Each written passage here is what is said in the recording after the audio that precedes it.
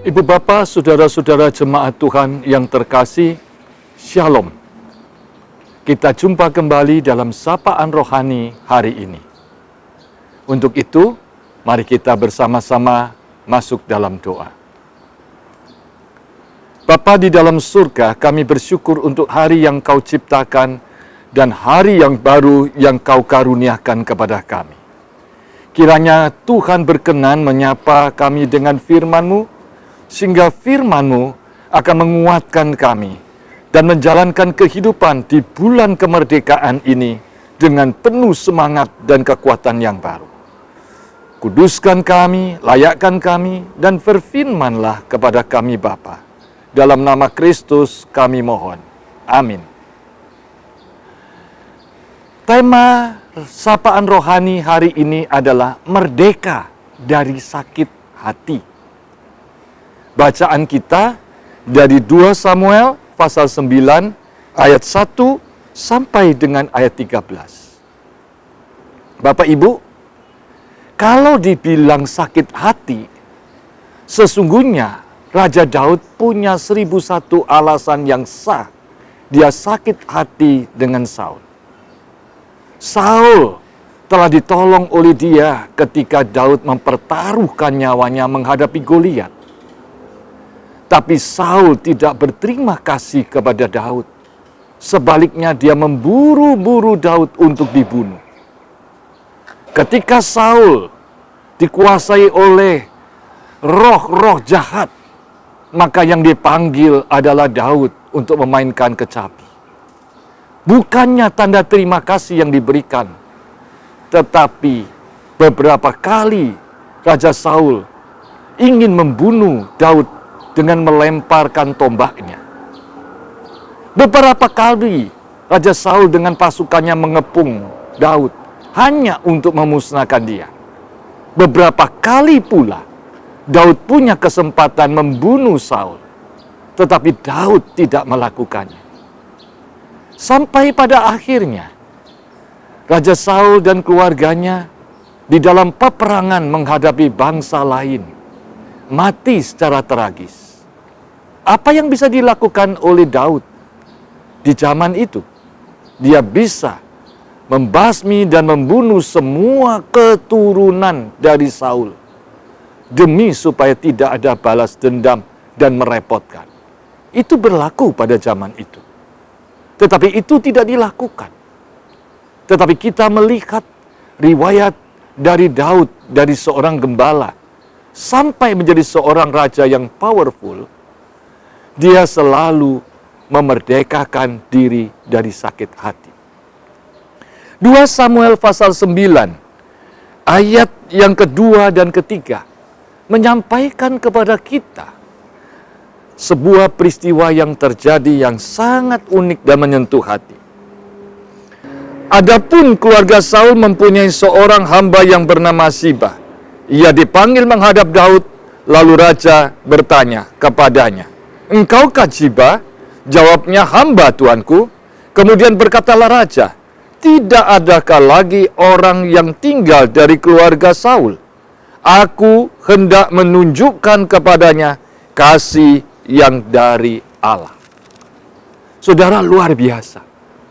Bagaimana Daud sungguh-sungguh merdeka dari sakit hati. Dia ingin menunjukkan, memberikan kasih dari Allah. Kemudian pada waktu itu, Raja Daud suatu saat datanglah menghadap Daud, yaitu Mephiboset, yang adalah anak dari Jonathan, keturunan Saul. Ayat yang kelima, sesudah itu Raja Daud menyuruh mengambil dia dari rumah Makhir bin Amiel dari Lodebar. Dan Mephiboset bin Jonathan bin Saul masuk menghadap Daud. Ia sujud dan menyembah, kata Daud. "Mephiboset," jawabnya, "inilah hamba tuanku." Kemudian berkatalah Daud kepadanya, "Janganlah takut, sebab aku pasti menunjukkan kasihku kepadamu. Oleh karena Jonathan ayam, aku akan mengembalikan kepadamu segala ladang Saul nenekmu, dan engkau akan tetap makan sehidangan dengan aku. Saudara-saudara, bukan kekerasan, bukan menggunakan kesempatan untuk memusnahkan keturunan Saul, tetapi justru Daud sungguh-sungguh merdeka dari sakit hatinya dengan memberikan kasih dari Allah, memulihkan, mengangkat derajat dari Mephiboset yang timpang itu, dan kemudian dia sehidangan dengan raja. Hari ini kita memasuki pandemi COVID-19 di bulan kemerdekaan, bulan Agustus. Sudahkah saudara menjadi orang merdeka di Indonesia? Salah satu tanda yang pasti dari orang yang merdeka sebagai umat Tuhan adalah merdeka dari sakit hati. Merdeka dari sakit hati itu seperti apa? Yaitu selalu menabur kasih. Menabur kasih tidak hanya kepada orang yang mengasihi saudara, tetapi menabur kasih kepada orang dan keluarga yang sudah menyakiti saudara. Bukankah Tuhan Yesus juga berkata dalam Injil Matius pasal 5, jikalau engkau hanya mengasihi saudaramu atau hanya mengasihi orang yang mengasihimu, apa bedanya dengan orang-orang yang tidak mengenal Tuhan? Jikalau kamu hanya bisa menyapa dan memberikan salam kepada saudaramu, apa bedanya dengan orang-orang yang tidak mengenal Tuhan? Mereka pun bisa. Tetapi biarlah engkau selalu menebar kasih kepada semua orang, juga kepada orang yang sudah menyakiti engkau. Justru dengan menebar kasih dari Allah itulah, maka engkau menunjukkan bahwa engkau sungguh-sungguh merdeka. Mari kita berdoa. Bapa dalam surga, kami sudah memasuki bulan kemerdekaan. 17 Agustus nanti kami bersama seluruh bangsa, negara, rakyat Indonesia merayakan kemerdekaan yang dari Tuhan.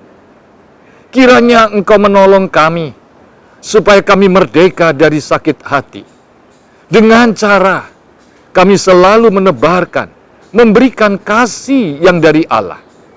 Sehingga kasih dari Allah itulah yang sungguh-sungguh kami praktekkan dan mewarnai hidup kami, untuk menunjukkan dan membuktikan bahwa sesungguhnya kami sungguh-sungguh sudah merdeka. Merdeka sebagai rakyat dan bangsa Indonesia. Merdeka sebagai orang yang telah ditebus oleh kematian dan kebangkitan Kristus.